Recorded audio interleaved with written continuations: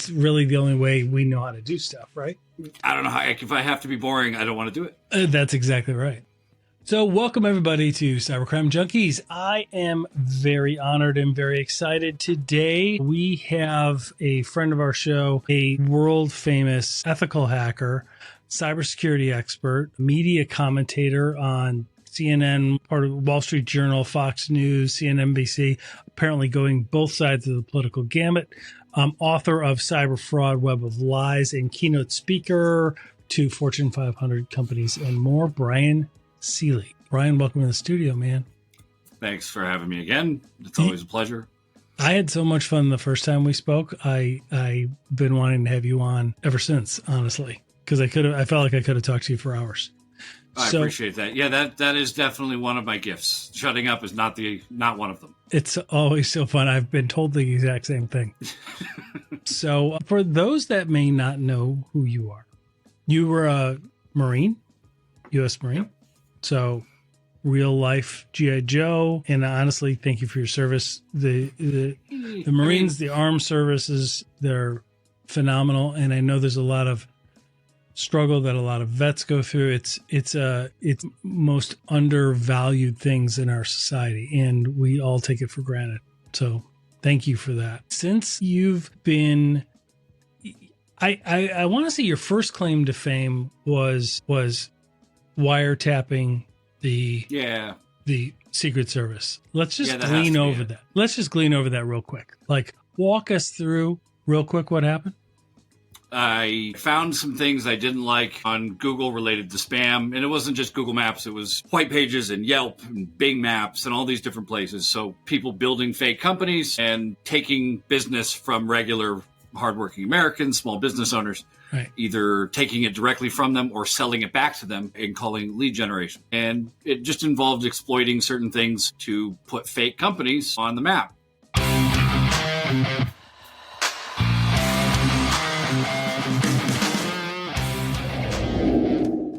Come join us as we go behind the scenes of today's most notorious cybercrime, translating cybersecurity into everyday language that's practical and easy to understand. We appreciate you making this an award-winning podcast by downloading our episodes on Apple and Spotify and subscribing to our YouTube channel. This is Cybercrime Junkies, and now the show.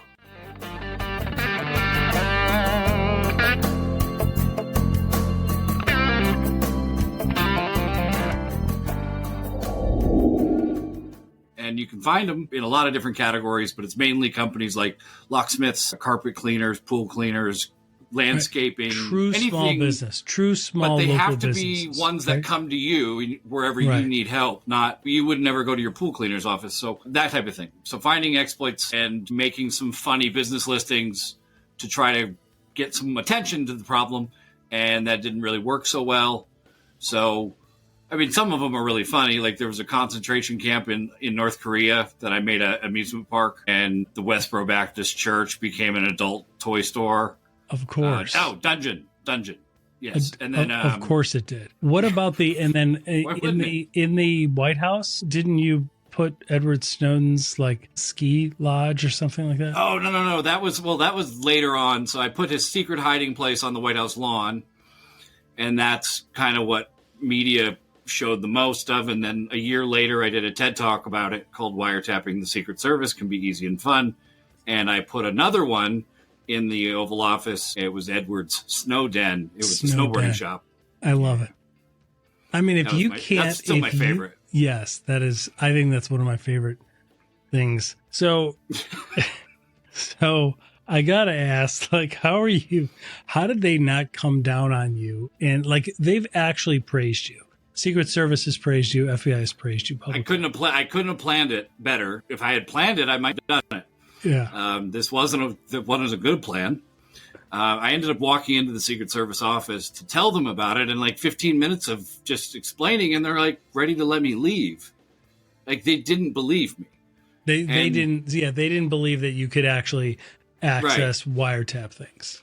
And then you had to demonstrate it for him, I imagine. That's right? Like, all I got to do is turn my ear and then look towards the North Star, and I can pick up radio chatter and be like, that's what it sounded like. And ultimately, I just told one of the agents in the room, call the DC office of the Secret Service, and I'll prove it.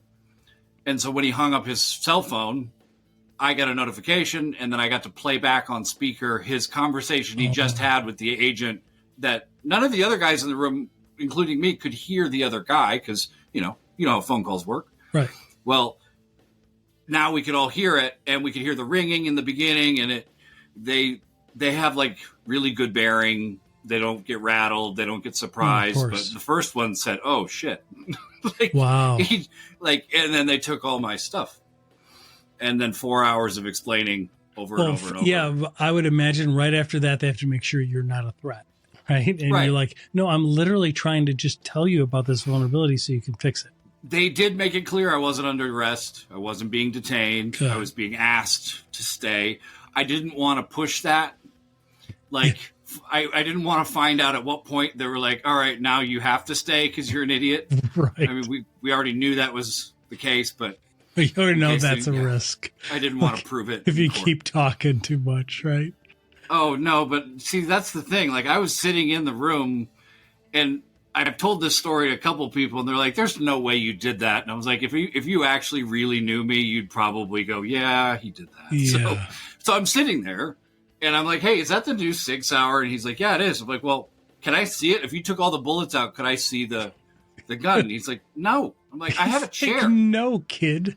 It doesn't have any bullets. If I have it, I can do more damage. And he just gets up and leaves. Like, he didn't even. I'm like, okay, fair enough. All right. No, you can't play with the toys. Those are loaded. They weren't going to arrest me for that. Right. That wasn't going to be the straw. Exactly. It was the wiretapping and the federal wiretapping charges that were definitely going to have some weight. But being a smartass in a room was just. But helping. They eventually came around, and they eventually. Yeah. So they called publicly Google. Thanked you. It's really remarkable. Not many people can say that. No, it's not a good idea. In any way, shape, or form. Don't go seeking that in general. That's the message to the public. They let me know I used up all my 9 lives. Yes, exactly. You're on a list. We'll make a list for you. We'll create a list. We're putting a list with your name at the top. And then if anybody else does this to us, we'll add them to your list. Like Santa Claus, but this one they don't need to check twice. There's only one person on the list. Oh, my. Wow. Well, that was that was what, about 10 years ago or so? 10 years ago, yeah. Well, 14, and 2015. You made a splash then. It led to, that's a really good hook for when you want people to hear an elevator pitch and go, I'm interested in that. Yes. I want it. Like we all stop at car wrecks. Mm-hmm. Train wrecks, like we want to see someone do something stupid on the news, car chases. Even if we don't wish the guy the best, that guy wiretapped the Secret Service? That sounds stupid. Let's watch that. If TikTok were a thing, you could have filmed yourself the whole time. I mean, it would have been viral. Stay with us. We'll be right back. Imagine setting yourself apart from the competition because your organization is always secure, always available, and always ahead of the curve. That's NetGain Technologies, your total one source for cybersecurity, IT support, and technology planning. Picture picking up the phone and having decades of technology and cybersecurity expertise on the other end. Like a bat phone, but with a team of specialists ready to make your business faster, easier, and more profitable. Contact NetGain today at 844-777-6278 or reach out online at netgainit.com. That's netgainit.com and get ahead of your competition today.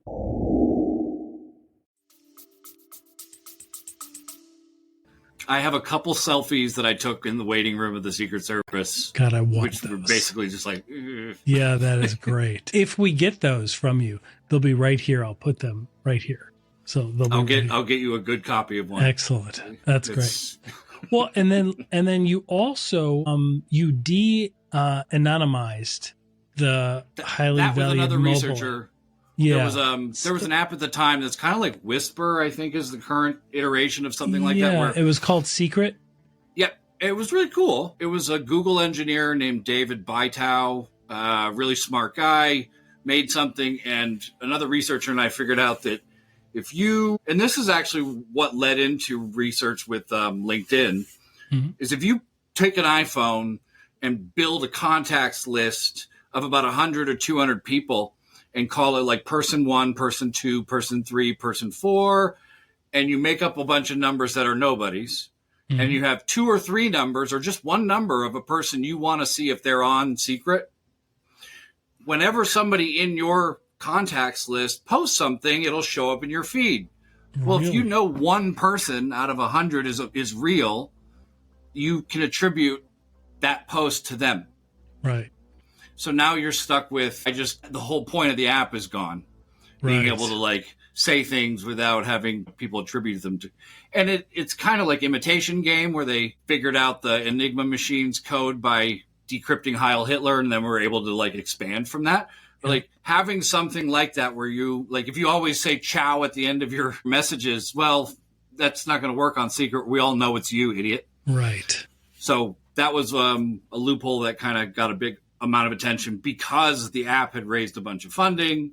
The guy was really smart, and they took steps to fix it. They listened. They were really cool about it. Oh, that's good to know. That's good. Yeah, really, really smart, really good approach. Did they get bought out eventually, or is that app still around? I don't actually even know. Okay. I think they might have. I'm sure ex-Google engineers, startup founders are probably fine. I'm not so worried about them. Yep. And when you did that also made a splash. I just want the audience to understand. You were on the front page of Wired, CNN Money, CNET, CNET, Forbes, and the Washington Post all on the same day. Yeah, that was a busy day. That was a busy day. Yeah, my phone did not. And then like Krebs on security posted about it, and that was one of my first times ever meeting Bryan Krebs. And how was that? How was that? Bryan Krebs is one of the quintessential security researchers who always has an excellent take, interesting take on a lot of cybersecurity. He's one of the most dedicated, I'd say, journalists. And you can, like, I think he's written about me 5 or 6 different times. He ended up writing about the book that I wrote, and I gave him a PDF copy to distribute for free through his website. So if anyone wanted to read it and couldn't afford it, go ahead and get it from there. Like the Bryan Krebs edition. Yep.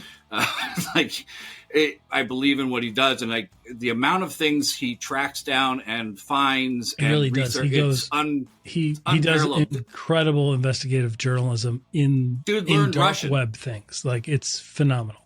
He learned how to read and write Russian to be able to go into dark web for it. Like, who does that? I know. So I think he's a phenomenal person. There's hard to find his equal in terms of investigative journalism. Yep. Really smart. And the amount of things he has to deal with now that he has so much publicity. I know. The second he posts anything, the other media, sort of swarms around that topic to get another update, or so they don't like fall too far behind. Yep. So whenever he wrote about anything I did, it was immediately news organizations calling left, right, and center. Unbelievable. Let's talk about your book a little bit. Cyber Fraud, The Web of Lies. Like, walk everyone. We'll have a link to the actual book for them to purchase it, obviously. What caused you to write the book? What was it that drove you to spend the time and get it published? That was completely related to the Google Maps ordeal, start to finish, more in depth as to like all the things that sort of happened, how I did it. Yeah, just the whole story in general needed to be sort of told in one way, shape, or form. And it's not particularly well written. I'm not a great writer. If you have like a wobbly coffee table, it'll serve a purpose there forever. It'll hold that up. But it's not a timeless classic. It is more like, this is an interesting novelty. Look how stupid this guy is. And walk us through. I'm familiar with the book, but walk us through as if I'm not. Like, tell me kind of how you first stumbled upon that vulnerability and what you were seeing with Google Maps at the time. I had been working with Google Maps stuff in data entry like many, many years prior. And it was just, I had gotten clean and sober, divorced, diagnosed ADHD, living on my own, and I was just bored out of my eyes. That was just, a very I could not find anything to do, and I'm sitting there on the computer looking at old map stuff. Like, I wonder if this has gotten any better, because I ended up leaving that sort of career and getting into like network engineering and systems engineering more heavily, and found out it was worse, like across the board worse. So at that point, I was like, well, something needs to be done. And then it was just making fake businesses for fun, to see what could be done, and then documenting the process and learning how to talk to journalists or getting their attention in one way, shape, or form. Right. Making that kind of internal business case, even though it's external. But you had to make the case to explain it, synthesize it down so that the non-technical can understand it. Right. And then doing my first news story with Como News here in Seattle. It was like, I think it's an ABC affiliate, and a reporter named Matt Markovich, who's been around Seattle forever. It was fun. They recorded me building like a daycare in North Seattle, and I put it in the top 10 rankings within like 15 minutes. And we ended up calling Google, and the reporter ended up talking to them on the phone, and they're saying, well, that's not possible. And he's like, well, he just did it on camera, and we have the whole thing recorded. We're going to show it. We wanted your comment. And they just hang up. Oh, they didn't know how to address it. Well, they do, but they don't want to deal with, they want to go about business their way. Right. And the way that they were solving a lot of the issues was consumer crowdsourcing edits. Mm-hmm. So getting a lot of people all over the place to edit their local neighborhoods.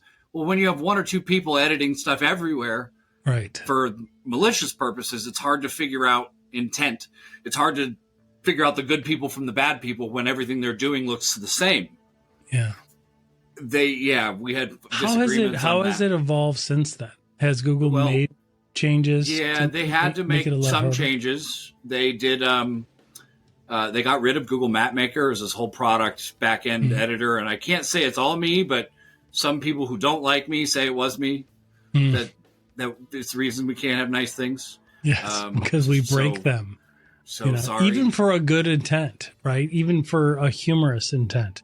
I'm not sorry if you built it badly and it got misused and you didn't prepare. An idiot like me shouldn't have been able to take down the whole system. Right, exactly. Well, and I think you raise a good issue that it's an inherent issue in cybersecurity right now, and that is just secure by design, right? Like a lot of things come built for convenience and fun without any thought whatsoever to the risk, to what would somebody with bad intent do for this, or what would somebody for laughs want to do for this, right? Well, how would some unsupervised child go in and break this thing, right? And I have been referred to as an unsupervised not that child. You were, no, but you know what I mean. Like, I mean, that's a good description. I mean, think about it. Like laptops, when you get a laptop, it comes with like super admin privileges. Like you have to hone down these things and configure these things down so that they can be used what they're actually going to be used for. We all know, like if you buy a laptop from Best Buy and you've got the super admin privileges on the laptop, it's not Microsoft's fault if you don't set a password. Correct. It's not Microsoft or Dell's fault if you don't set things up properly. Using a car, like you forget to change the oil because you don't know what the symbol means. Right. That's not the manufacturer's fault. Yep. That's exactly right. So, the book lays out the not exploit, but the vulnerability and all the different examples of the vulnerability. It doesn't lay all of it out, but only because there's a lot of different exploits that are difficult to related to either the Postal Service or other third parties. Sure. And there's too many variables to kind of say this is the only scenario in which this applies. It's like it's a million different ways you can kind of go, but the overarching problem is presented that way. And I think I'm working on at least one or two books concurrently, which is probably not the way to do it, but I can't get the ideas out of my head fast enough. One will be more on the mental health side of things, related to more in my life and tech in general and stuff since about that time. Yep. And then another one's more like a how-to guide for dealing with stalkers. Very good. Protecting your family, that kind of stuff. Oh, yeah. That's great. I mean, when you think about romance scams and pig butchering and a lot of the online violence, the sextortion that goes on. It seems to me that AI and deep fakes have really accelerated that. What are you seeing? What are you finding about in stories that you're reading about or in experiences and guidance that you're providing people? One of my agents, a representative who books me for speeches, her daughter was on a trip to Mexico, and she got a phone call that sounded like her daughter in the trunk of a car. Saying that she was what? Being held kidnapped hostage? and screaming, and then the phone being passed to some dude. And she had to take a year off work, and but her daughter's fine. Like, her daughter's at the hotel. Like, they just knew she was traveling. So it's OSINT, it's OPSEC, it's teaching your kids not to post. Like, okay, if you want to be an influencer, fine. Like, you want to get free trips and travel so you can just take a few photos and so you can look cool on Instagram, fine. But maybe delay it. Right. Or at least know what the risks are. Right. Post it when you get back. Not that, I'm going there next week. I'm going to be there from here to there. You're laying it all out for somebody. Here's the time period I will be away from my apartment for sure. Right. So have at it. Yeah. Because it's not that hard to find out where people live. And it's not hard to find out where they moved to. And even when you've cleared maybe your current location, there's a path or a trail that you can follow. Even when people become celebrities and sort of, they pay someone to wipe their stuff. They don't do a good job. It's, you've got footprints in the snow. Yep, absolutely. Let me ask you, is there anything that can be done, or what should be done rather, about data brokers and about, there's so much good that data brokers provide for businesses in terms of leads and interest and things people are searching for to identify the people that actually want your product or service at the time that they're looking, right? But I don't mind getting targeted advertisements. Right. It's kind of helpful sometimes, and you learn about new products. Yeah. I definitely get annoyed when I buy a toilet seat on Amazon and then I get an ad for a toilet seat. I'm like, dude, I don't need more than one. I know. I'm not collecting these. Maybe context. It's not a collection, man. It's not stamps. Right. Do not look up engagement rings. You are going to, or wedding dresses, you're going to be bombarded for a very long time. Yeah. With ads. But what about there's so many, people I just don't think realize how much of their data, I speak with business owners and individuals who are so shocked that people can find out all the different places that they've lived and how long they've lived there and the people that they're affiliated with. And even a lot of times the data is wrong. They have the wrong relatives affiliated with you or whatever, but it's all out there and they just kind of keep compiling. They connect A to B and everything that you have, because there are certain elements of public records that are out there. There's real estate purchases or leases or whatever, right? And that's all public. And then there's all the other aspects.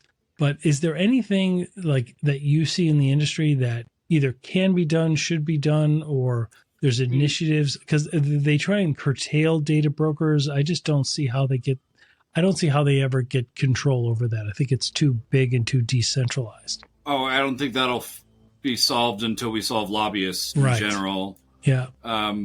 Good point. We live in a country that values corporate America more than individuals or citizens.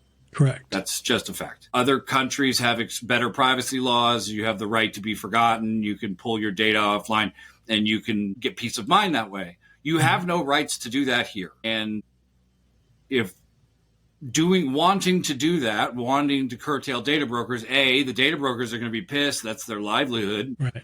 I get that. But if you played video games as a kid, like Civilization or any of these human progression sort of things, what we're doing or what we actively do is try to reverse progress at a certain point. Be we're not done with coal. We got to keep clean coal. That's a marketing dude who just put the word clean in front of it. Right. And suddenly people are like, oh, well, then it must be fine. No, we're going backwards, idiots. We're not moving towards, the reason we have MRI machines is because of NASA. I know it's not a clear leap, but that's one of the things that kind of came out of it. Mm-hmm. There's lots of things like that. But if we don't keep progressing and we don't get rid of things that aren't serving us, we aren't we're not going to be a superpower very long. It's just plain and simple. There is no superpower out there that's been around and killing it for like 1,000 years. They all had their They don't last long. That is for sure. And right? then, I mean, when you think about so many people, especially those born here and raised here, especially in the digital age, right? They don't realize how young of a country we are and how fragile it is. And the analogies between the fall of Rome and the U.S. There's a lot. I mean, it's actually extremely fragile, and I think your point is absolutely valid. So there's really no getting a handle around data brokers, is there? I mean, because so much of it seems to be used for good reasons, even if it's not. I mean, legitimate, or let's call it legitimate. Yeah, legitimate. Yeah, good point. You're right. Yeah. If it's good for, I don't know if it does good. Yeah, that's good. It's in the business context. It serves a purpose, right? And I'm not saying they're evil. People who collect data on people who've gotten abortions, maybe those people suck a little bit. Yeah, but, exactly. People who want to know, middle, like median income, people who visited this website or collect information. The information's out there, and people have agreed to terms and conditions way too many times to count. Yeah. There's no way we're reading it all. Hey, let's talk about that. I wanted to ask you about that. I wanted to ask you about terms and conditions, because I think that is one of we just saw the whole TikTok ban event happen where it was banned. Everybody was like up in arms, and then it was back up after an hour or so. Someone's turning the crank on the propaganda calliope, just like, come on, spin. Like, it was bad, and now it is good. And then I voted to get rid of it, and then I'm the savior of it. And in China bad, America good. Right. And then I've literally had friends come up to me going, I thought China was like a third world country. I'm like, yeah, I know. Because you guys have never left this country. I've spent most of my life out of it. Right. And I'm walking around here like, what the hell is going on? Right. It took us in Seattle years to build one train track that still sucks. And it's got like 4 trains that kind of go back and forth. And it just made it up to like the suburb area. One. Yeah. And they share one train. It's not even like 2 side by side. They got to wait for one at the station. It took them so long to do it. And then living in Tokyo, they're like building subways 300 meters below the city. Right. And they do it in a weekend. Yes. And it's flawless. And you're like, oh yeah, that's good. That's progress. That's progress. Yeah. So what I wanted to ask about terms and conditions is, forget the risk of espionage or the national security interests. Just put a pin in that for a second. To me, I think a lot of people download apps and just accept the terms and conditions because that's the button you have to press in order to get the app, right? And they don't realize, I've heard this so many times, I had no idea it's collecting all this other analytics and data from people, right? Like it's collecting keystrokes on any app that you do when you download that app on your device. A lot of them say a lot more than what they're actually probably even doing, but they're saving keystrokes for analytics. They're not selling your keystrokes or spying, but you got to think of like how big of a machine, whatever it is that you're joining, how many people are they really using? Like there's no way they're listening to all of our phone calls. Correct. Obviously we've got, voice technology and AI to be able to do that for us now. It's pretty incredible, but there are apps that are transparent about what they're doing and still come out being malicious. And then there's ones that aren't. Those are the ones that are really kind of scary. It's Chrome extensions that get put into the Chrome store, or updates to the Linux kernel that somebody Chrome extensions out there slowly became. It's very difficult to find like embedded double agents if their goal is to do something simple and small after building a long term 10, 20, 30 year period of trust. I mean, you could be married for 30 years and then find out 30 years and one day into it, oh, I'm a double agent. I don't really love you. I just got really good at pretending. And then that's a whole TV show. Like, we're all entertained. How could that possibly be? Was there any clues? And we're like, they might not have been. there's no way to know what's going on in someone's head and what the intent is behind something. Right. Yeah, and it's the same way in the code in those apps or in those Chrome extensions. Like a lot easier to hide. Mm-hmm. And it takes a lot of people a long time to investigate and discover these kinds of things. And the one Linux update that I saw it was a YouTube video talking about it. There was some developer who noticed a spike in his CPU when he did an update. Like he saw like a incremental increase, and he's that level of like a nerd to know. Right. And I say that as a fellow nerd.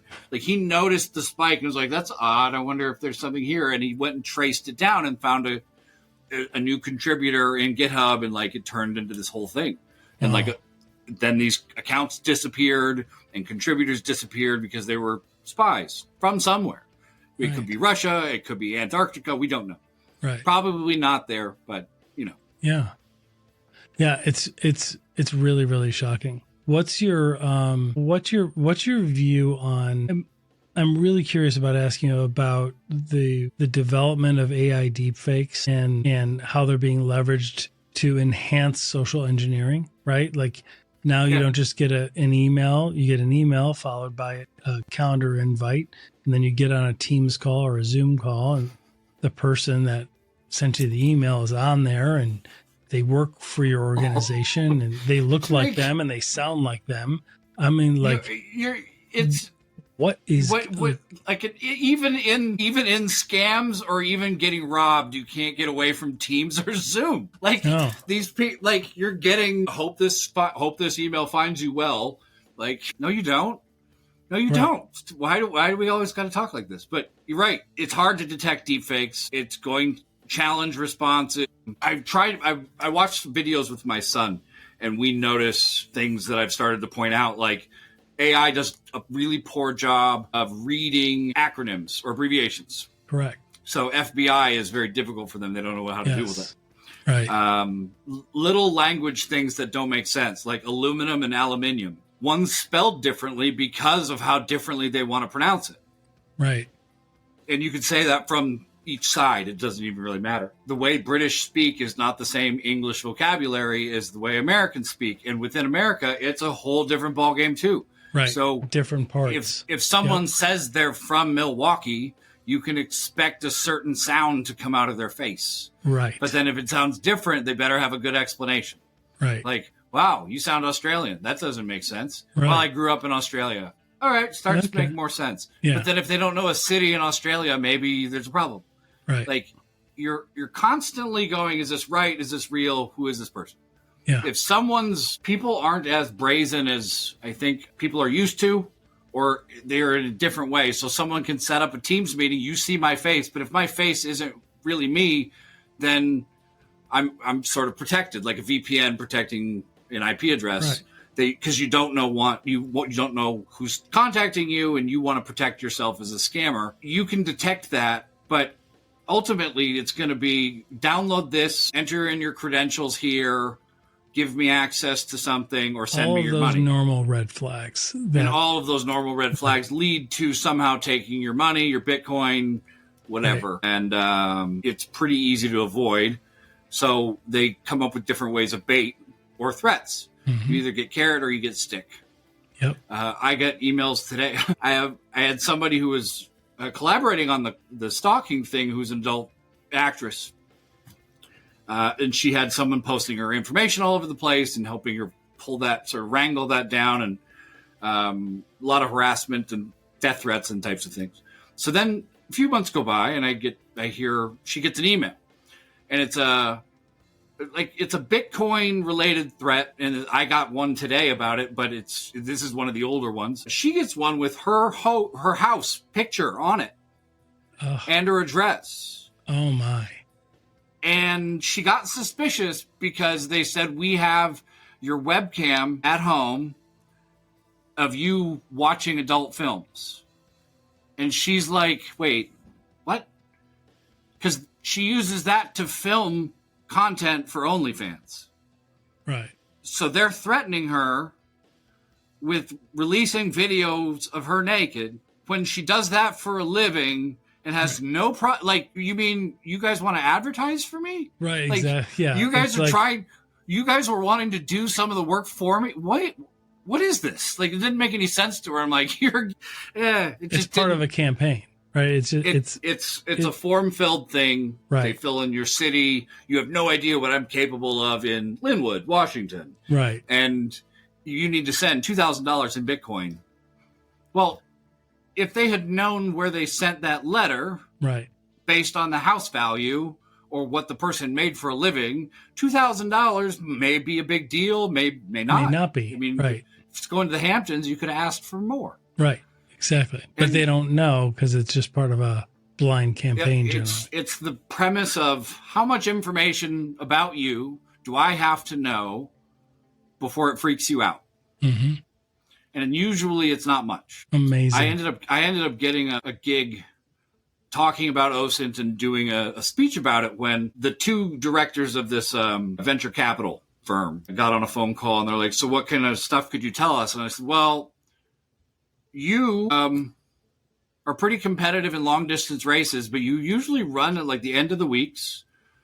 But if you're on the road, you tend to run like 3 to 5 miles from your hotel. You do some weird little loop, and then you come back. You stay at the same hotels when you travel, so you're going to the same clients over and over again. And you compete, and you're pretty competitive with this guy who keeps beating you for some reason. I'm not really sure why, in these 100-mile races. Mm-hmm. And then the other guy said, well, are you using the same bank that you did when you got your mortgage for your current home? He goes, yeah. And I'm like, well, they have really poor security in this way. You might want to pull your money out of there. But your wife is a registered Republican and you're an independent. Does that cause any conflicts at home? What is Thanksgiving like at your house? Right. And he just said, my wife's a very opinionated woman. And that's all he said. And I got the job. Wow. It was my favorite thing ever. It's like, he didn't care that I found it. He was just like, yep, you're right. Mm-hmm. That's always amazing. Yeah. The amount of information that is obtainable through OSINT, through open source intelligence, is just remarkable.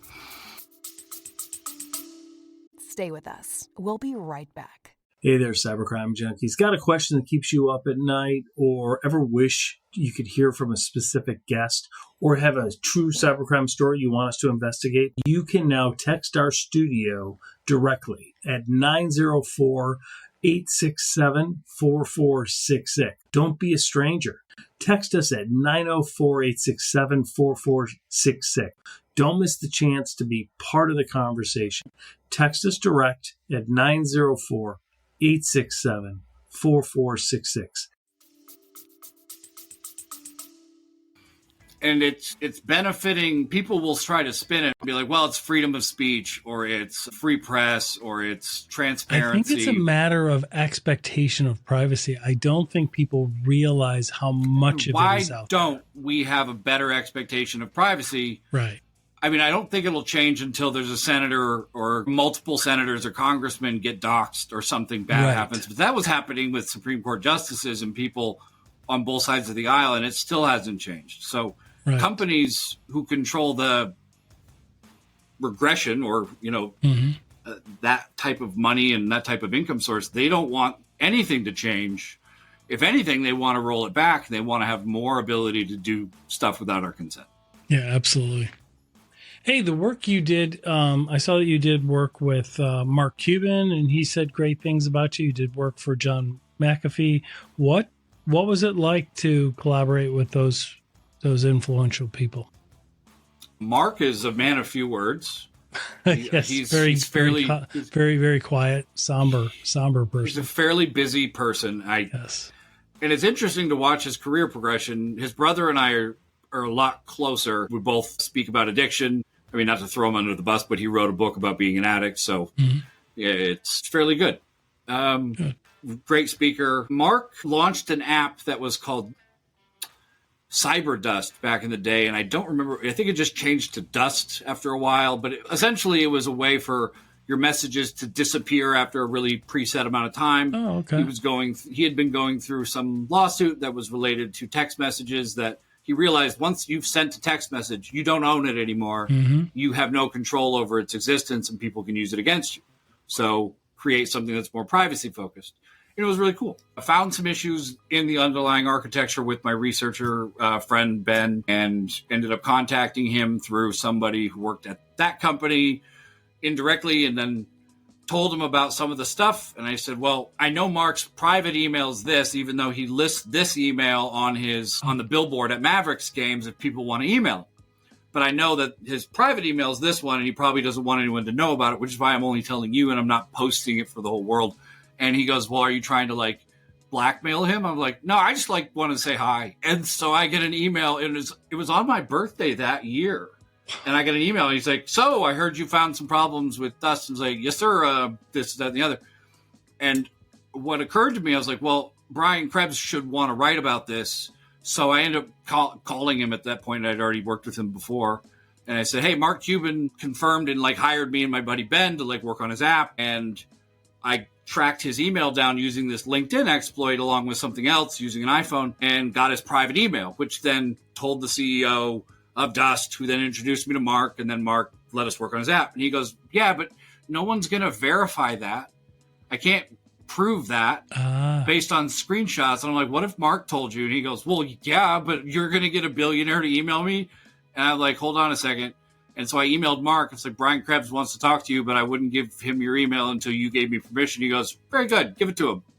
And then he said something really nice, and Brian printed it. It was like, huh, whoa. What just happened? That's phenomenal. That's phenomenal. I love it. It was amazing. Yeah. Well, it just was shows... like he wanted something. There was no downside for either of them, and it just made sense. Right. So walk us through the LinkedIn vulnerability that you found, or was it? That was so simple. What was that? I mean, there've been so many issues. A lot of it is scraping of data. What is it? Correlating. Think of it like things? Think of it like the secret thing. So if you take a phone and you put in a bunch of made up email addresses, so you've got 100, and then you guessed Jimmy Kimmel at iCloud.com, right. Jimmy.Kimmel at iCloud.com, Jimmy.Kimmel at Gmail, at Hotmail, at Yahoo. Right. All the variables, right? Right. And every possible iteration, and you make a big list. You put them into your phone, and you upload them to a new LinkedIn account. When it says, we know that you have these connections in your phone, we'd like to match them up with ones that are on LinkedIn. So what it does is it matches the emails. All the different ones. If they're real. And you can kind of tell based on profile photos, whatever. But then you don't really know which one matched because it doesn't tell you whose email was signed in. So the only way you can do it is by waiting for the next screen to then say, hey, these contacts aren't on LinkedIn.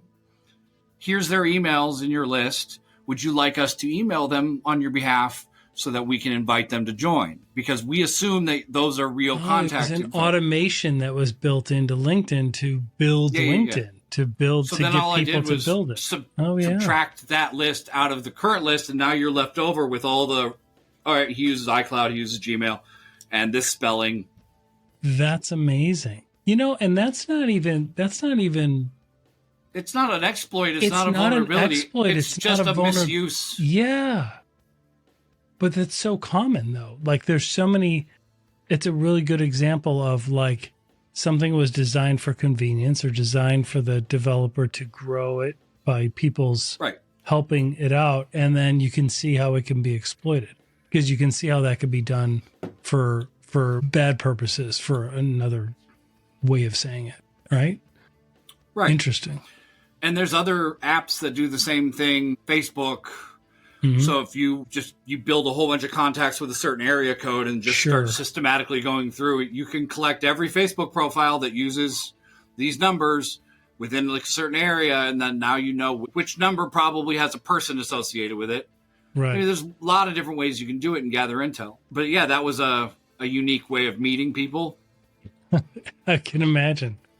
Yeah, I mean, it's not recommended. It doesn't always go well, or you just don't always meet the person, or they don't believe the email that they got because they think you're scamming them. There was a big bond insurance company that thought I was trying to scam them, and they're like, "Yeah, we thought he was really like trying to phish us or, hold us for a ransom or trick us into clicking on a link. And then, so like, well, what about the voicemail he left that said, I'm not trying to send you some suspicious link. Right. You don't have to open an email. You need to go to your own browser, type in your own website, and then remove one of the slashes from a thing, and it'll do something unexpected. It's not magic. Like I'm not that good at computers where I can get that to happen from your own terminal. You don't have to touch anything. You don't have to believe anything I said. Just go do this thing. Right. And they still thought I was, trying to hack them. You've come across that. I mean, yeah, in our conversations, you've come across that quite a bit, right? Where you're genuinely trying to raise awareness and show people here you need to fix this. This is a problem you have, and people don't believe it. Yeah, I might be finding the roundabout way to get diagnosed with autism. It's okay. There's a lot. I was literally getting ADHD diagnosis waiting at my doctor's front desk, and they put up a sign which was like, we're now offering OCD treatments, blah blah blah blah blah blah blah. And I'm like, hey, there's a typo. Ah, crap, is that how they get you? That's how they get you. Oh my god, that's hilarious. I mean that really happened, and I believe like, it. We didn't notice that sign's been here for like 6 months. I'm like, no one noticed the typo except for me. Damn it. It's not what you want. That's hilarious. Hey, so let me ask you this as we're wrapping up. Like, what if you had to give one piece of advice to users on the internet? It's a general statement, obviously, but what are some of the best advice that you give people? Like there are some people that like hang their hats on passwords or MFA on everything or whatever. Like, if you're looking for one specific thing, you're not going to find it. No, there's a good principle of like finding a place to ask questions and then never stop asking questions. Right. So like a Reddit forum like NetSec, or I don't know where people like Spiceworks communities. There's plenty of places to do that, and there are people willing to help. Like Blue Sky, there's probably a lot of people who've moved over there for whatever imaginary reason or not. Some reason Twitter is problematic for whatever mysterious reason that is. I don't know. Like the world is bizarre right now, but it's going to make very good television. It is. This 50 years from now, they will be looking at us and mocking us. Sifting through the rubble with anthropologists. Yes, and they'll be like, God, these people were really dumb. So what? So it's like, what the hell's a Furby? Exactly. And why did they gain so much control? It's like ancient cultures valued these Beanie Babies so highly. They wrote about them. They prized them. They identified as the whole thing. Right. Yeah. Unbelievable. What's on the horizon for you? What do you have coming up? I mean, you're working on 2 books. I was in a car accident a couple months ago in the back seat of a car that rammed into somebody, and that's not good. So I've been recovering from that, but working on books. Hopefully we'll have 1, if not 2, done in the coming year, and that's great. More speaking stuff. I think be able to pull the trigger on launching more YouTube content, maybe doing podcasts, more podcasts with other people. Great. I'm less like this by myself. It's a little harder to be Robin Williams all the time. Right. Yeah. But this is one of my favorite things to do, so I wish I could get paid doing it. Yeah. Well, that's phenomenal. That's great. Well, we will have a link to your existing book, and we encourage people to get it because it's really, really interesting just how it happened, how you came upon it, how you tried to explain it. It's actually very good. And then when you get your other 2 things I will definitely baked, I definitely want to hear. We'll definitely have you back. You're always welcome here, but definitely want to hear about them as you're developing them. Both of them. Like one is a more personal one, but it's one that resonates with a lot of people. And so I think that would be very, very valuable. So I appreciate that. Awesome, man. Thanks, David. Well, take care of yourself. Next time. Yep. And always great to have you on. You're always welcome. And we will talk to you soon. My pleasure. Thanks, buddy. Stay safe, man. See ya. Well, that wraps this up. Thank you for joining us. We hope you enjoyed our episode. The next one is coming right up. We appreciate you making this an award-winning podcast. and downloading on Apple and Spotify and subscribing to our YouTube channel. This is Cybercrime Junkies, and we thank you for watching.